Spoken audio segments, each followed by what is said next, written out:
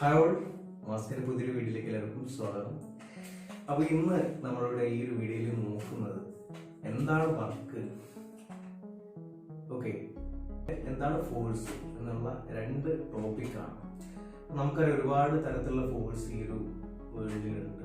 നമ്മുടെ പ്രപഞ്ചത്തിൽ ഒരുപാട് ടൈപ്പ് ഓഫ് ഫോഴ്സസ് ഉണ്ട്. അപ്പം അതിനെക്കുറിച്ച് ചെറിയൊരു വീഡിയോ, അതിൻ്റെ കൂടെ തന്നെ എങ്ങനെയാണ് നമുക്കൊരു വർക്കായിട്ട് പറയാൻ പറ്റുക, ഒരു വർക്ക് ചെയ്തെന്ന് പറയാൻ പറ്റുക എന്നുള്ള ആ ഒരു ടോപ്പിക്കും കൂടെ ചേർത്തിട്ടുള്ള ഒരു ചെറിയ വീഡിയോ നിങ്ങൾ നോക്കാൻ പോകും.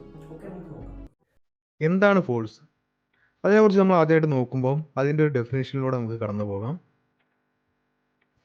ഫോഴ്സ് എന്ന് പറഞ്ഞാൽ മാസുള്ള വസ്തുവിൽ നമ്മൾ കൊടുക്കുന്ന ഒരു പുള്ളോ പുഷോ ആണ് നമുക്ക് വേണമെങ്കിൽ പറയാം. പക്ഷേ അതുകൊണ്ട് അതിൻ്റെ വെലോസിറ്റിക്ക് ചേഞ്ച് ഉണ്ടാവാം. അപ്പോൾ അതിനെ നമ്മൾ എന്ത് വിളിക്കും? ഫോഴ്സ് എന്ന് വിളിക്കും. ഓക്കെ, അങ്ങനെയാണെങ്കിൽ നിങ്ങൾ ഈ കാണുന്ന പുള്ള് അല്ലെങ്കിൽ പുഷ് അത് മാത്രമാണോ ഫോഴ്സ്? അതോ അതിലും കൂടുതലുണ്ടോ ഫോഴ്സ്? തീർച്ചയായിട്ടും അതിലും കൂടുതലുണ്ട്. അപ്പോൾ എന്തൊക്കെയാണ് ഫോഴ്സ്? ഓക്കെ, അതിനായിട്ട് ഒരു എക്സാമ്പിൾ പറയാം. നിങ്ങൾ ഫുട്ബോൾ കളിക്കുകയാണെങ്കിൽ അല്ലെങ്കിൽ ഏതെങ്കിലും ബോൾ നിങ്ങൾ തട്ടുകയാണെങ്കിൽ അതൊരു തരത്തിലുള്ള ഫോഴ്സാണ്. ഇനി മറ്റൊരു എക്സാമ്പിൾ നോക്കുകയാണെങ്കിൽ നിങ്ങളൊരു വെയിറ്റ് ലിഫ്റ്റ് ചെയ്യുകയാണ്, നിങ്ങൾ അപ്ലൈ ചെയ്യുന്നത് ഫോഴ്സാണ്. ഓക്കെ, ഇനി നിങ്ങൾക്ക് ഡിഫറെൻ്റ് ആയിട്ടുള്ള ഫോഴ്സുകൾ ഞാൻ പരിചയപ്പെടുത്താം. പ്രധാനമായിട്ട് നമ്മൾ ഫോഴ്സിനെ രണ്ടായിട്ടാണ് തരംതിരിച്ചിരിക്കുന്നത്: കോണ്ടാക്ട് ഫോഴ്സും നോൺ കോണ്ടാക്ട് ഫോഴ്സും. എന്താണ് ഇവ തമ്മിലുള്ള വ്യത്യാസം? കോണ്ടാക്ട് ഫോഴ്സ് ആണെങ്കിൽ നമ്മൾ അപ്ലൈ ചെയ്യുന്ന ആ ഒരു ഫോഴ്സും ആ വസ്തുവായിട്ട് ഡയറക്റ്റ് ആയിട്ടുള്ള കോണ്ടാക്ട് ഉണ്ടാവും. അതുകൊണ്ടാണ് നമ്മളൊരു ബോൾ ഹിറ്റ് ചെയ്യുമ്പോഴും ഫ്രിക്ഷൻ ഉണ്ടാകുമ്പോഴും ഒക്കെ ഈ ഫോഴ്സിനെ നമ്മൾ കോണ്ടാക്ട് ഫോഴ്സ് എന്ന് പറയുന്നത്. എന്നാൽ നോൺ കോണ്ടാക്ട് ഫോഴ്സോ?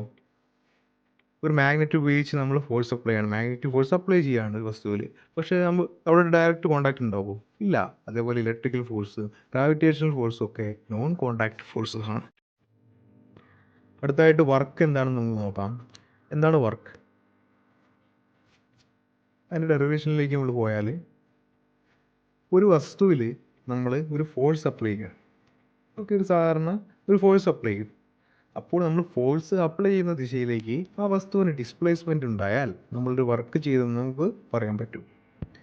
അതുകൊണ്ട് തന്നെ നിങ്ങളൊരു ബോൾ തട്ടുമ്പോഴും നിങ്ങൾ എന്തെങ്കിലും എടുത്ത് എറിയുമ്പോഴൊക്കെ വസ്തുവിന് നിങ്ങൾ കൊടുത്ത ഫോഴ്സ് അപ്ലൈ ചെയ്ത ഭാഗത്തേക്ക് ഡിസ്പ്ലേസ്മെൻറ്റ് ഉണ്ടായാൽ നിങ്ങൾക്ക് പറയാം നിങ്ങൾ ചെയ്തത് വർക്കാണ്. എന്നാൽ നമ്മൾ കഷ്ടപ്പെട്ട് ഫോഴ്സ് അപ്ലൈ ചെയ്തിട്ടും വർക്ക് സീറോ ആകുന്ന സന്ദർഭങ്ങൾ ഉണ്ടാകുമോ? ആലോചിച്ച് നോക്കൂ. തീർച്ചയായിട്ടും ഉണ്ടാകും. നിങ്ങൾ ഈ സന്ദർഭം ഒന്ന് ചിന്തിച്ച് നോക്കുമോ? നിങ്ങളൊരു വെയിറ്റ് തൂക്കിയിട്ട് മുന്നോട്ട് നടക്കുകയാണ്. നിങ്ങളുടെ കയ്യിലൊരു വെയിറ്റ് ഉണ്ട്, നിങ്ങൾ ഫോഴ്സ് അപ്ലൈ ചെയ്യുന്നുണ്ട്. പക്ഷേ ഫിസിക്സിൽ നിങ്ങളിപ്പോൾ വർക്ക് ചെയ്യുന്നില്ല എന്നാണ് പറയുക. എന്ത് കഷ്ടമാണല്ലേ, നമ്മൾ കഷ്ടപ്പെട്ട് വെയിറ്റ് എടുക്കുന്നുണ്ട്, നമ്മൾ ഫോഴ്സ് അപ്ലൈ ചെയ്യുന്നുണ്ട്, പക്ഷെ നമുക്ക് ഉണ്ടായ ഡയറക്ഷൻ ഓഫ് മോഷൻ എങ്ങോട്ടാണ്? മുന്നോട്ടാണ്. പക്ഷെ നമ്മൾ ഫോഴ്സ് അപ്ലൈ ചെയ്തത് മുകളിലോട്ടും. അങ്ങനെയാണെങ്കിൽ നിങ്ങൾ വർക്ക് ചെയ്യുന്നില്ല എന്നാണ് പറയുക. ഓക്കെ, അടുത്തതായിട്ട് നമുക്ക് നെഗറ്റീവ് വർക്കിൻ്റെ കാര്യം നോക്കാം. എന്താണ് നെഗറ്റീവ് വർക്ക്?